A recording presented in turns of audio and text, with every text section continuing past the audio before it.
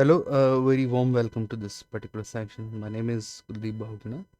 I'm working as an assistant professor at Devbhoomi Uttarakhand University.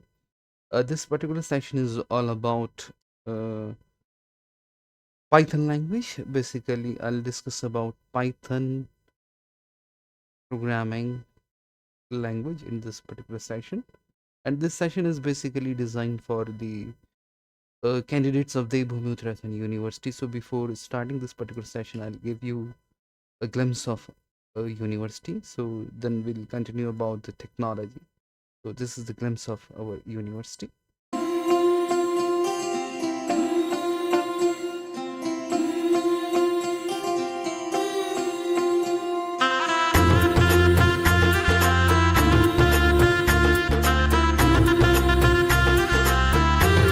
मेरी चौखट पे चल के आज चारों धाम आए हैं।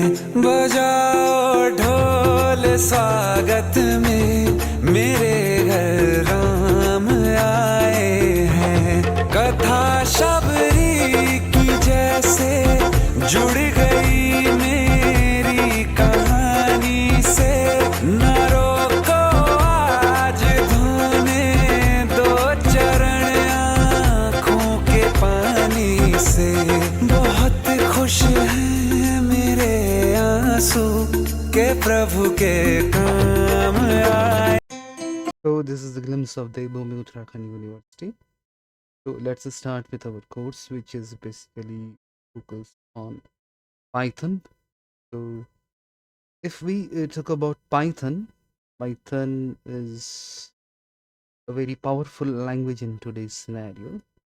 Python is a programming language, and if we talk about prerequisites required for Python, so there is no prerequisite required.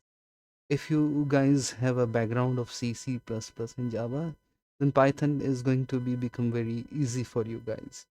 And if you don't have any programming background, then it is not an issue. You can start with Python. Clear? So there are some technical terms which we will discuss later on in this particular series dedicated working on Python language. So if you really want to work on Python, then, or maybe if you are interested in working in any language, first you have to set up a development environment on your system. Clear? You need a legal, a valid, healthy development environment on your system, so you can develop your scripts or you can develop your programs of Python. So how to start working in Python? It is very simple. You simply have an internet connection, so you have to download Python from this particular location. Suppose if you don't have the exact URL required to download Python, you simply have to Google, and here you have to type Python download for Windows and hit enter. So this is the first link which you will get here. Download Python, and the URL is www.python.org. So simply you have to click here, and it will redirect to this particular page. Then this is the hyperlink. This is the button which you have to click to download the latest version for Windows. So if you click here, it will give you an installer of Python. So this is already installed in my system. So if I give you the location, I want to say the location where I installed this installer in my system. So there is a drive, C drive, and there is a directory softwares. Here you can see this link. This is the setup application, Python 3.12.1 AMT64. Clear? So this the company which is responsible for this particular software is PSF. PSF is known as Python Software Foundation. If you hover your mouse on this particular icon, then it will give you the information about the company, which is PSF, Python Software Foundation. The meaning of PSF is Python Software Foundation. Clear? So you have to double click on it. It will launch wizard. Then you have to simply follow the wizard, and automatically it is going to install the environment of Python on your system. If we talk about Python, we have to check out our programs, to check our scripts whether they're legal or not. We need some kind of tool which is known as interpreter. So after installing all these things, you will get the interpreter. So how you will test whether your system is able or not to deal with Python scripts. So simply you have to press the window button and simply type here I. It is your completely your choice. You can type in lowercase or you can type in uppercase. You type I. Then the best match which will produce by Windows is this IDLE Python 3.1 to 64-bit application. Clear? So this is the integrated development environment given by Python. Installing Python. The meaning of IDLE is integrated development and learning environment. So simply you have to click on this option and it will give you the shell which you can use to issue your commands of Python. Clear? So if we talk about this particular shell which is successfully available after installing Python, this shell can be used in two different modes. So at this moment, what we get here is we have successfully installed our Python IDLE.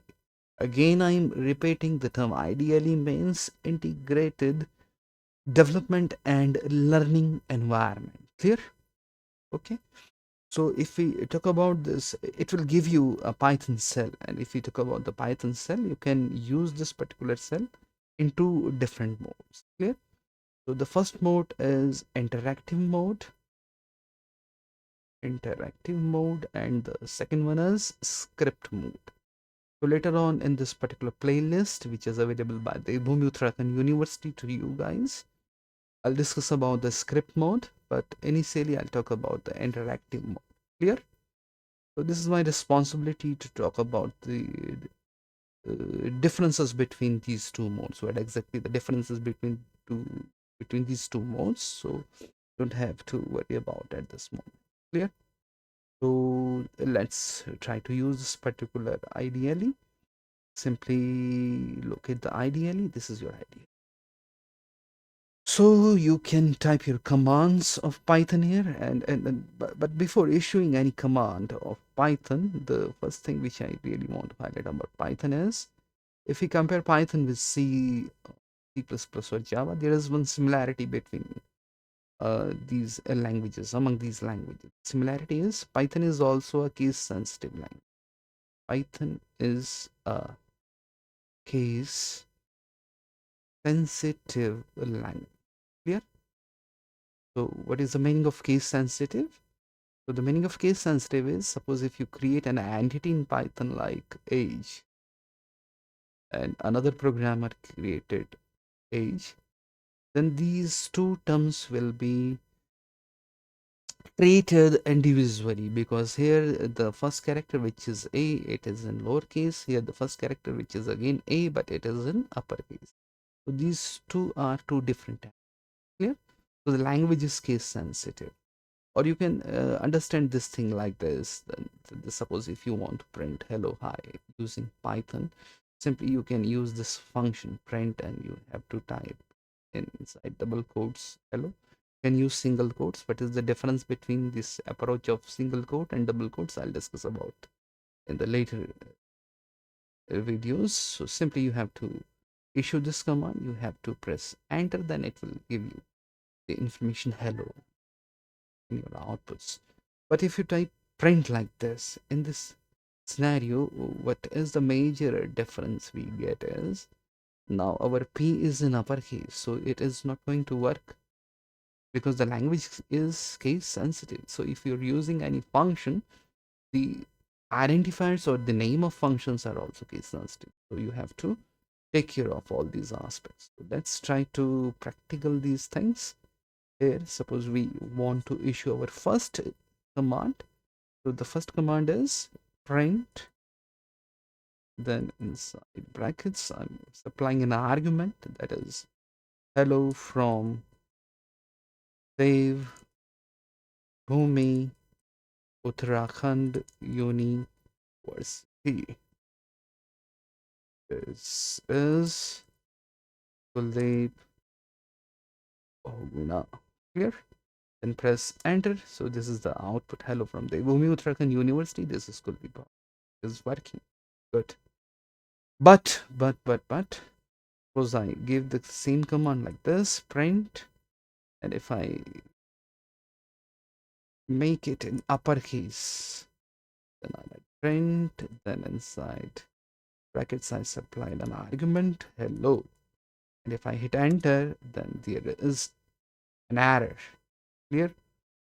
Line number 1 in module, what is module? I'll discuss about all these aspects. Clear? So the error is name error, name print is not defined. Did you mean print? So this clears that the language is case sensitive. Clear? You have to take care of case. Clear? So this is the way you can issue commands. Suppose if you want, you can issue command like this, 5 plus 5, then the result is 10, then the result is 10. If someone asks you what is 5 plus 5, so 5 plus 5 behaves as an expression. Clear? It is an expression and the result of this particular expression is 10. Clear? So if you want to issue the print command again, so to use these previous commands, you can press the up down arrows keys, but at this moment these keys are not working, so you can use some kind of shortcuts. If I use a key combination Alt P, you can see these are the commands which I previously issued. So this is the way you can work. Clear? Alt P. The meaning of P is previous. You can again I'm using the same key combination Alt P. It will show you the previous command. Clear? Clear? Again I'm using the key combination Alt P like this. Clear? So suppose if I give a command print in, and if I type now at this moment I'm using single quotes, hello from DBUU. So this is the output, hello from DBUU.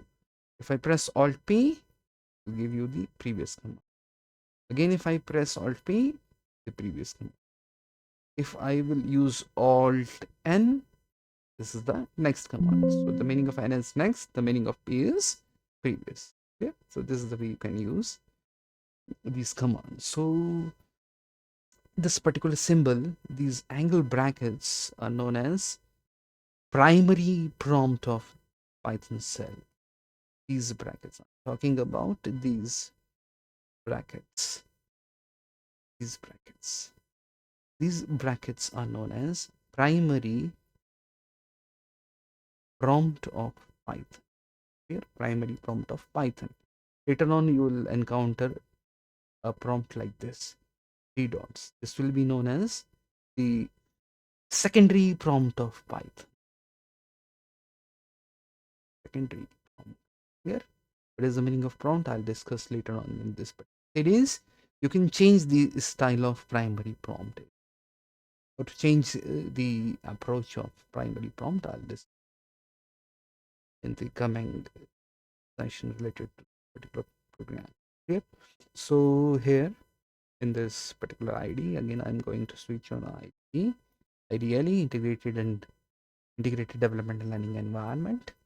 So here you can issue the commands. So if you talk about any programming language, whether it is Python, whether it is C, whether it is C++, so if you really want to develop programs effectively, then first you have to aware about the keywords available in this particular language. So here in this particular cell, you can use a function whose name is help. Help is a function, and inside help function you can supply an argument keywords. Clear? Keywords. Simply you have to type help keywords. It is a case sensitive entry. Help is in lowercase, keywords is in lowercase. Then you have to press enter. So this is the list of Python keywords. It is a list of the Python keywords. Enter any keyword to get more help. If you take a count of all these keywords, it is a number 35. And if you reduce 3 from 35, you will get a number 32. So exactly the keywords are 32. It is showing that these all are keywords, but focus on false, none, and true. Here the character f of false is in uppercase, the character n of none is in uppercase, the character t of true is in uppercase. So it is showing that these three are also keywords, but technically these are not keywords. So exactly the total number of keywords is 32. Clear? So how these keywords are going to behave, what is the exact role of these keywords, we will discuss each and every keyword in this particular series based on Python. Clear? So this is the way you can work in Python. So when I started this particular, ideally here option which is type help, copyright, credit, license. So if you want to investigate about the history of Python, you can simply don't have to mug up all these things from internet or from any textbook. You simply have to type here license, then hit enter. So the way this particular cell give you information about who's created Python. Python was created in the early 1990 by Gujo van Rossum. Clear? This is the place CWI where Python is created. The CWI is Centrum Wiskunde and Informatica, which is in Amsterdam. Clear? Then there is another term CNRI. CNRI is Corporation for National Research Initiative. Then later on you will encounter a term PSF. PSF is company, Python Software Foundation. Okay? So here you can investigate about the history of Python, how they have created Python, who's created Python. You have to press simply enter and you can learn here the releases of Python.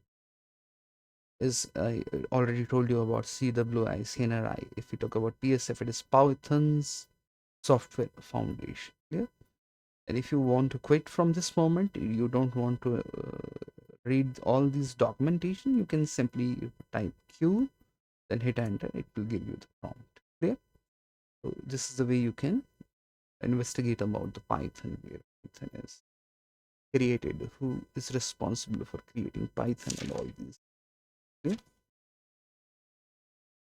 So I hope this is very helpful for you guys, and later on in the next lecture I'll discuss about the shortcuts, very interesting shortcuts you can use while working in this particular ideally. So thank you for being a part of the session. To quit this particular ID, you can use Control D, and then this will dispose this particular. So thank you for being a part of this.